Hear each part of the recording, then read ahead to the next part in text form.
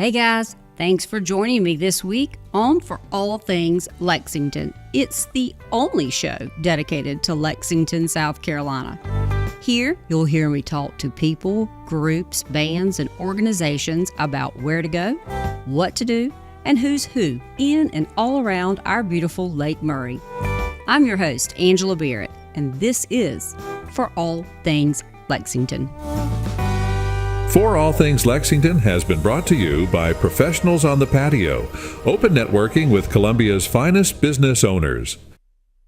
Thank you, Johnathan, so much for being with me today. And sorry, I was running behind when you got here, but thank you again for being here. Thanks for having me. I really appreciate it. Absolutely. So where do you stand on action figures? Action figures. So I just recently realized that I'm kind of an action figure nerd. So I was a big wrestling fan growing up, and I stopped watching wrestling 15 years ago or something. And I ran across a couple TikTok channels of people collecting old action figures, and I was like, I may want to do that. So I just started picking them up, and I guess I'm an action figure nerd now. Yeah. So yeah. So any particular action figure or just wrestling, just from wrestling from my era back in the late 90s, early 2000s. Right. All the old, Hulk Hogan's and stuff like that. None of the new guys, because I don't watch it anymore, but right. I enjoyed capturing the childhood a little bit with that. Yeah. Well, that's cool. That's cool. So, Professionals on the Patio. I know it's a networking group. Tell me, in a broad sense, what the purpose and why Professionals on the Patio. So in a broad sense, I kind of got into networking naturally. I didn't realize I kind of had a knack for wanting to connect people. So I have the mentality, if I have friends that have businesses, they deserve good clients. And if I have friends that need services, they deserve good companies to work with. So right. I've always been big on connecting people anyways. And I've gone to a few other networking events around town, there's coffee on the rooftop, Not First Friday, stuff like that. And I've enjoyed them. But I have a little bit of a background throwing events for nonprofits and stuff like that. So I was like, I think I could throw a really fun networking event, make it kind of all inclusive. So, free food, free drinks, just so you can come in, kind of let your hair down. Really more like a party. It's kind of like a party, but DJ. Right. But we've been blessed to kind of been able to kind of marry the kind of fun aspect, but really good networking as well. Cause it's so easy to tell people, free food and drinks, anybody will show up. But there's really a strong vibe there and a culture that you can tell everybody's talking. So it in a few occasions where someone kind of stumbles in because they just heard about it, and when they walk in, they're like, oh snap, I'm in the wrong room. You know what I mean? Because everybody's very down to business, but as well, having a good time, dancing, having some drink. Sure. It's a lot of fun. It really is. Now, how do you think, well, first of all, how did you come up with the idea, and did you do it by yourself? So it came up through, again, going to other networking events and stuff like that. So I was like, I'd like to host something like this. And at the time I had an office at the expansive building downtown. And I no longer have an office there, but I built a relationship with those guys. And I was like, hey, I'd love to throw an event where I'm bringing your target audience, because it's a co-working space and an event venue. So I'm like, let me bring a bunch of business owners here, throw an awesome networking event and kind of go from there. And it's expensive to feed 200 people and do free drinks. So I naturally needed to get some folks involved. And I connected with David from Elite Lawn and Landscape. And he had just moved into the expansive building as well. And he wanted to introduce himself to the community and wanted to host an event. And I was like, well, why don't we just come together? You can buy the food for my event and let's kind of start doing this. And it had such a good reception when we started that we just kind of stayed working together. So it's pretty much me and David. And now we have a list of various local sponsors that do help us financially, so we can afford to give everybody an all-inclusive experience. Right. Now, what do you think has made it, because y'all just started this in April of this year. Mm-hmm. Yeah. So what do you think has made it as successful as it is? I think a few aspects. One is the time right after work. So I catch people out and give them time to go home. Yeah. So get them on the way home, because once you're home, and family stuff, you just can't get back out. Another thing is, I don't know if I think it's a combination of, the COVID stuff and and technology, but I think people miss connections. Whether they realize it or not, they miss physically connecting with people. And I think that's part of it. And then really just the marketing I've done for it is all very traditional. So we've done a little bit of digital marketing, but really it's just posting on Facebook, not really actually buying, campaigns. But I go out to other networking events and hand out flyers and connect with those people. So I'm inviting the exact kind of folks that we want to attend. Sure. And then, just follow people, see the pictures, like, man, that looks like a good time. And that's kind of what we try to do as well, is to make sure that those that don't attend or miss, feel like, oh man, we missed something fun or something great. Right. Because I'm starting to think you had a photographer there taking. Yeah, so we've done various things. So we had someone doing headshots one month. We had actually a couple different months we had people doing headshots, and then we had we work with local photographers. Again, since it's we don't make anything out of it, we're just using funds to help keep it free. But like, if there's photographers that we've connected with that can benefit from a couple hundred business owners seeing them taking pictures and saying, hey, I need a photographer, and that thing that helps with us getting partners. And then we also do giveaways every event. So let's say you own a spa or something like that, you can come up, talk about your business, draw a business card that we collect those at the door. And whoever wins get to speak on their business as well. So not only are they winning something cool, but they get to address a crowd of, around 200 people or so. And that's a lot of benefit as well. Yeah. Where do you see it going? I mean, it's pretty big now. Where do you see it? So my goal is not to grow the size anymore, frankly, because I just don't see there being more than 200 high quality business owners and entrepreneurs in town, but it's to grow the quality of the event. So we already have a John Maxwell speaker, Bency Beals, that speaks every month and kind of does an educational moment. But I want to lean into some more of that to give people more value, something to go home with. And then I'm working on creating or turning it into a nonprofit where we work with high schools, even colleges and tech schools and stuff like that to help get, quality candidates into good jobs. You know what I mean? Basically be a funnel for businesses that need good candidates, and young business owners or young entrepreneurs or young, just people that want to join the workforce, give them a kind of a direct line to some of these businesses. So it kind of benefits everybody and just kind of help cultivate a next generation of professionals. So we're working with Columbia High right now with their career program. So even though we're not officially a nonprofit on paper yet, I'm still working on laying that foundation. Quite the loopholes there, isn't it? Yeah, definitely. But a few hurdles to jump. Yeah, absolutely. Now, explain to me what connection and manifest marketing. What's the connection? So yeah, when I began the Professionals on the Patio event, I was using, with all of our sponsor slots, the ADT dealership I work with doing sales for, I was having them be one of the sponsors. They weren't really interested in that kind of marketing and stuff like that. I didn't see as much value in that. So we kind of didn't continue down that path. But I wanted to put kind of a placeholder there to represent, the marketing that I do for that. So let's say, someone comes to the event, like, I love how this was all put together, can you help me out with this kind of, you know what I mean? So just kind of give myself an opportunity to help folks out and just frankly, hopefully gain some business as well. Because I do enjoy creating content, whether it be graphics or videos or whatever. And I enjoy just getting out there and networking and marketing. So if I can help somebody with that and make a little money, that'd be great too. But frankly, it's more of a placeholder because really Professionals on the Patio is the brand. Sure. Now, you had your first ball. How did that go? It was great. So we had it at 1208 Washington downtown. It's like an old bank building.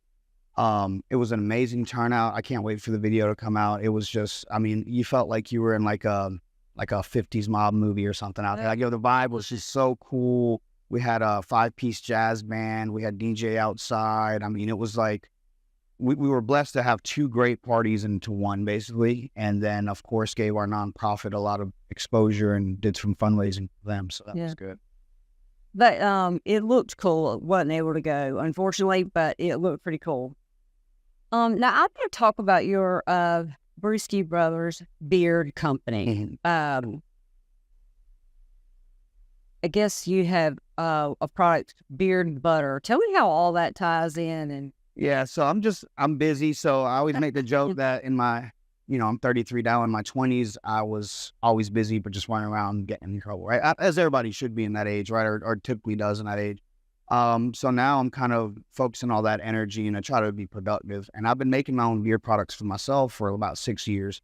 Got tired of buying, spending too much money on crappy products, frankly. So I started making my own research how to make them. And I've really perfected it. I mean, frankly, I have.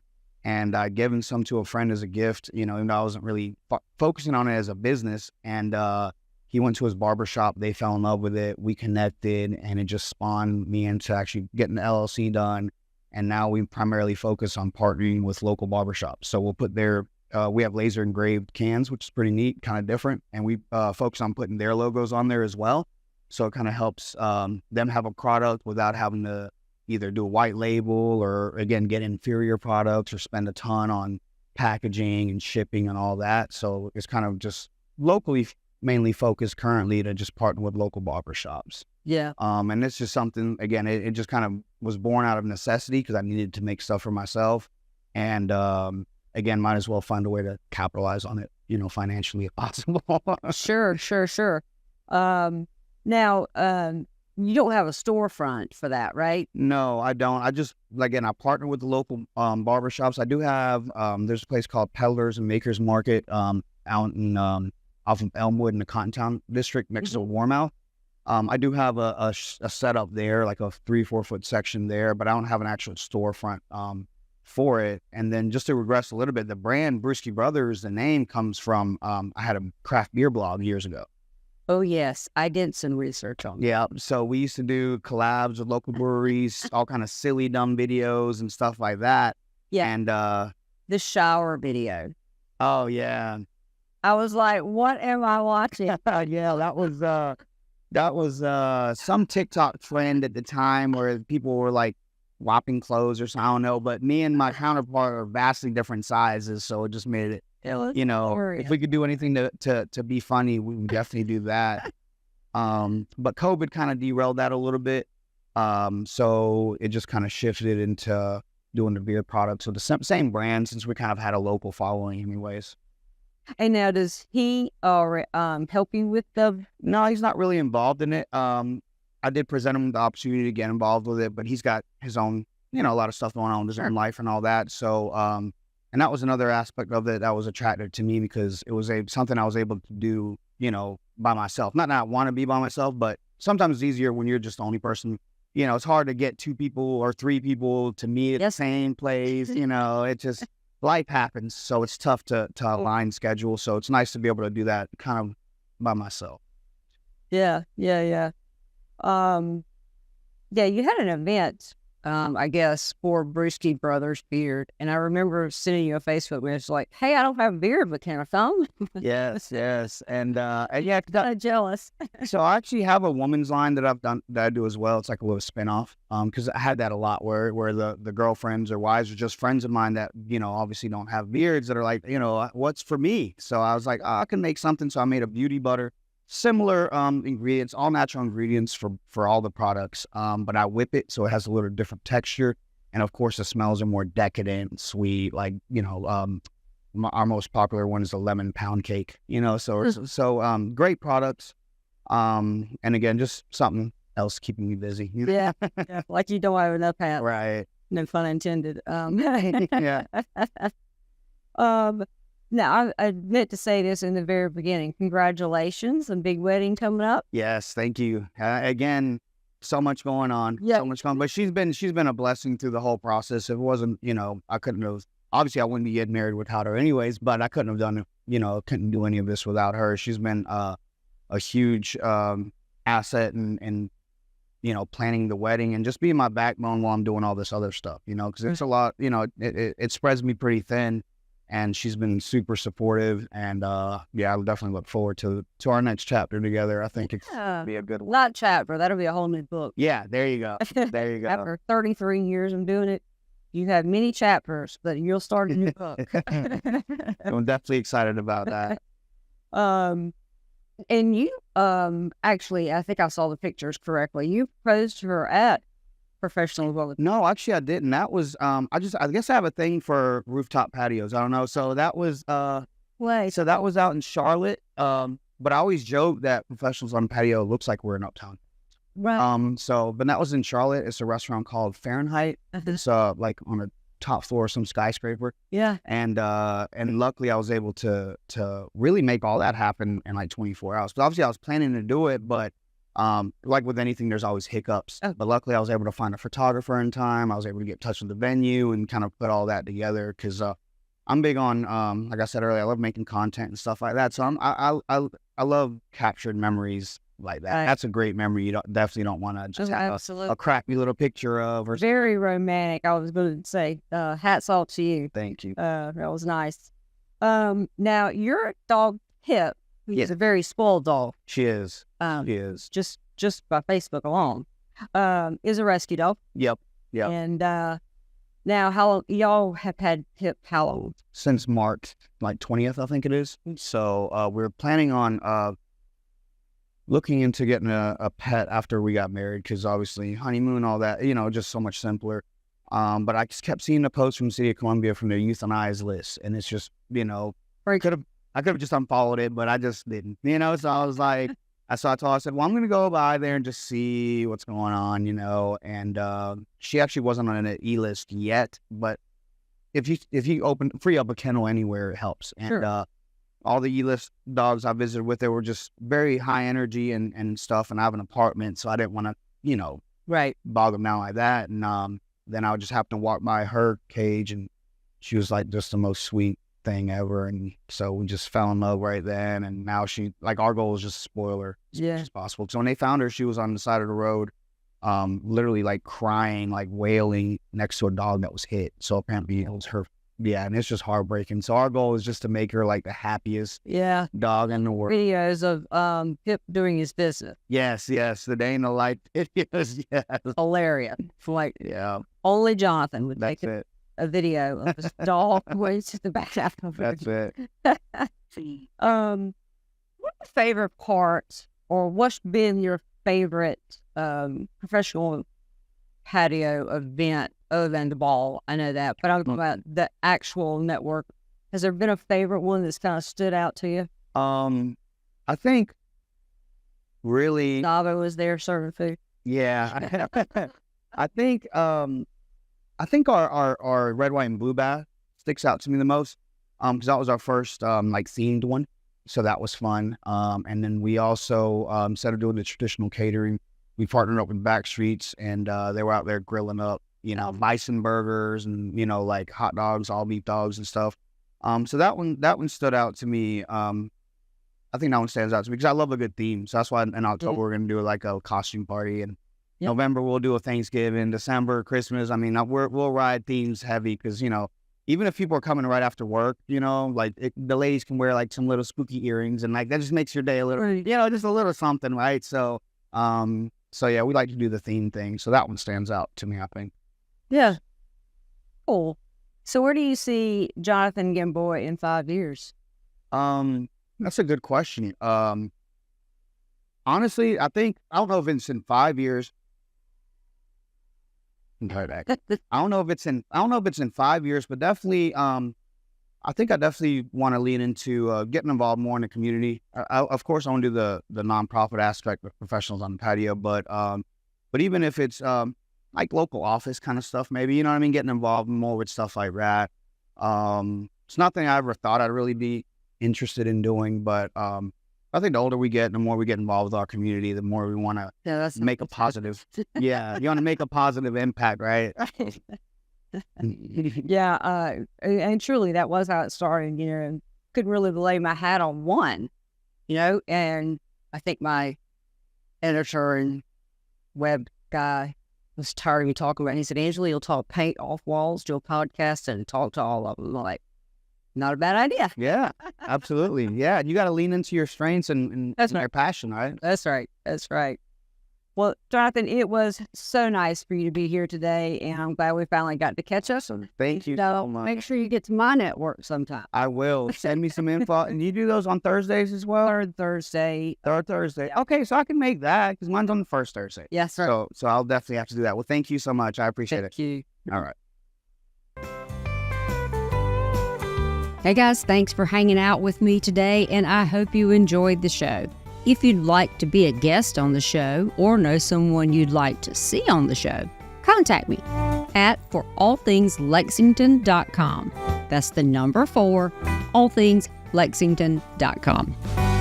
For All Things Lexington has been brought to you by Professionals on the Patio, open networking with Columbia's finest business owners. And by Angela Barrett at HomeMattersSC.com, building on what matters to you.